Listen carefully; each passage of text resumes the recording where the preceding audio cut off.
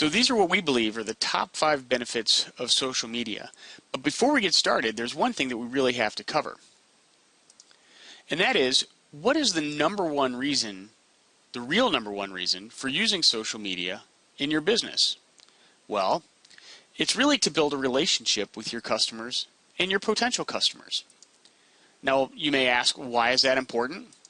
Well, the real reason for social media in your business is to get a relationship built with people, because people do business with people that they know, they like, and they trust. That's the whole point. With social media, you can build a relationship with your customers and your prospects to get them to do business with you. So now I'm going to cover really the top 5 benefits once you've begun that relationship of what you can expect. So really what I'm going to do is I'm going to start off by listing the benefits, and then I'm going to break them down into what they mean for your business. The first one is personal impressions, or what I like to call eyeballs on offers. The next is increased traffic, both online and offline. The third is customer service and feedback, and that's a good one because that really scares a lot of people. The fourth one is lead generation, and the fifth one is market intelligence. So I'm going to go ahead and get started, and we're going to start out with personal impressions. Personal impressions basically means eyeballs on offers. And if you stop and think about that, that's really kind of the whole point of when you make an offer to somebody. Look, if you've ever purchased billboard advertising, radio advertising, or newspapers, they all talk about impressions, meaning how many people are going to see your ad, your offer, or your promotion. But the real challenge with traditional media like newspapers, billboards, and radio ads is that, well, they're just flat out impersonal. They're not personalized. They're just kind of cold. Well, with social media like Facebook and Twitter and LinkedIn, well, your impressions, they're more personal, as they're posted on your customers or your fans' walls, or they're passed along via tweets or retweets, or they're from your connections. Now, this is a big deal as people trust our information far more when it comes from someone that they know. So versus a newspaper ad or a billboard, your impressions are personal because they're passed to multiple friends via the social media networks. Now, the next thing that we're going to talk about is what I call the concept of exponential personal impressions. Now, you may be thinking, Rob, what is that? Well, it's really the concept of impressions going through network multiplication. So let's just say that you get 200 likes in Facebook for your offer or your post. Well, it goes to those 200 fans. Well, but here's where it gets really interesting, because you see the average Facebook user has about 100 friends.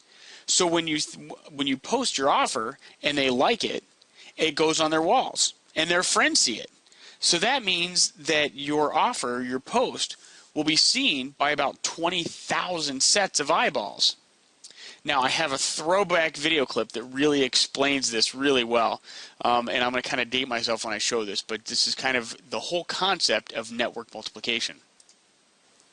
2 friends, and they'll tell 2 friends, now you got it, and so on, and so on, and so on.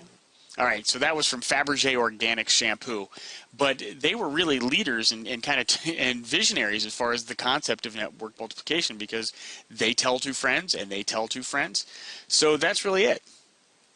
So, if you think about it, that can do a lot for your brand or your reputation or whatever it is that you want to call it.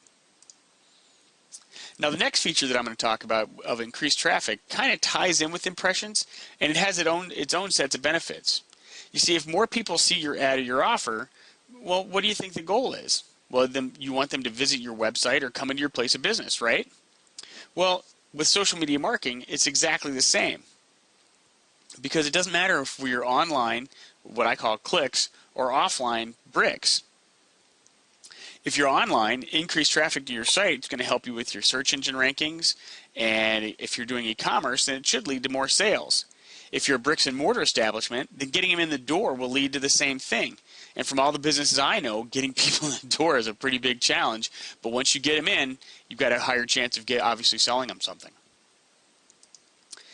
Now, the next feature, customer service and feedback, is pretty scary to a lot of people. And we've all heard that, the horror stories about negative posts and companies getting slammed with videos on YouTube or flamed on Twitter. Now that is possible, but it's usually not the norm. If you have a grumpy customer, then you need to take care of it. Whether they're voicing it online or off, they're influencing a perception of your company. And by addressing that issue, if it is voiced online, it'll show people that see it that you're reputable and that you take care of your problems and your complaints. But see, the question is what about positive feedback? You want them to see that too. I know I do. The easiest way to think about it is that positive feedback is a testimonial for your business, and that the people posting it are really telling all their friends about your business. Now that's a real power of social media, and I think it's probably one of the biggest benefits. The next concept I'm going to talk about in the benefit is lead generation.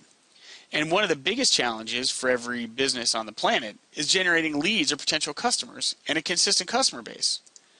With social media marketing, you're able to get people to see your business, introduce you and your business to them. They get to see your personality and decide if they're interested in doing business with you. Now, it's essentially like handing them your business card. Well, and if they do business, if they are interested, you're going to be able to tell. Because if they like your business on Facebook, or follow you on Twitter, or linked you on LinkedIn, or subscribe to your feed from your blog, well, essentially, they're really raising their hand and saying, I want to do business with you. Now, that's some pretty powerful lead generation because the leads are qualified like none others before. Well, how can I say that? It's because they qualified themselves because they raised their hand. The final thing I'm talking about is market intelligence.